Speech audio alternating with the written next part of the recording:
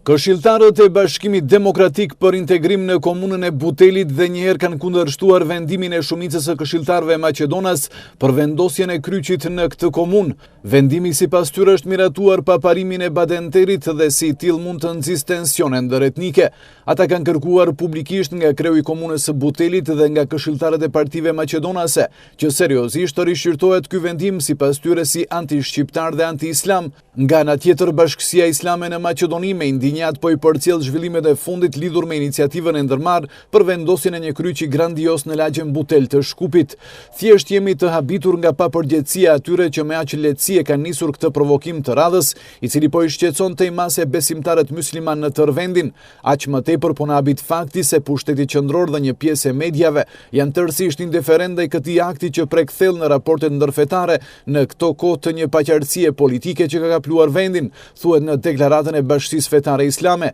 me qëllim që të menjanojmë tensionimet e krijuara pa nevojë nga ky provokim i dikujt që nuk e dëshiron të mirën e këtij vendi e që simbolet fetare po i keq përdor për të destabilizuar marrëdhëniet ndërfetare ndërnacionale, po apelojmë që urgjentisht të shfuqizohet vendimi për vendosjen e kryqit në lagjen Butel. Po përkujtojmë se në komunën Butel gati gjysma e banorëve i takojnë besimit islam, kurse përbërja nacionale e tyre është e shumëllojshme. Nëse dikush ka pasur për qëllim që me ndërtimin e kryqit të revanshohet për vendosjen e shqiponjës në komunën e Çajirit, po theksojmë se shqiponja është simbol kombëtar kurse kryqi është simbol fetar, andaj nuk paraqet kundër përgjigje adekuate, thuhet në reagimin e Bashkisë Fetare Islame. Nga Bashkësia Fetare Islame bëjnë thirrje deri te të gjithë njerëzit qëllimmirë të Qeveria e Republikës së Maqedonisë, organet komunale të Butelit dhe të qytetit të Shkupit, të partitë politike, të gjitha orientimeve dhe veçanërisht i drejtohemi korrit diplomatik në vend që të bëjmë përpjekje maksimale për të parandaluar eskalimin e pakënaqësisë që ka përfshirë besimtarët musliman të vendit. Nga partia e Gruevski tani disa ditë heshtin mbi këtë temë,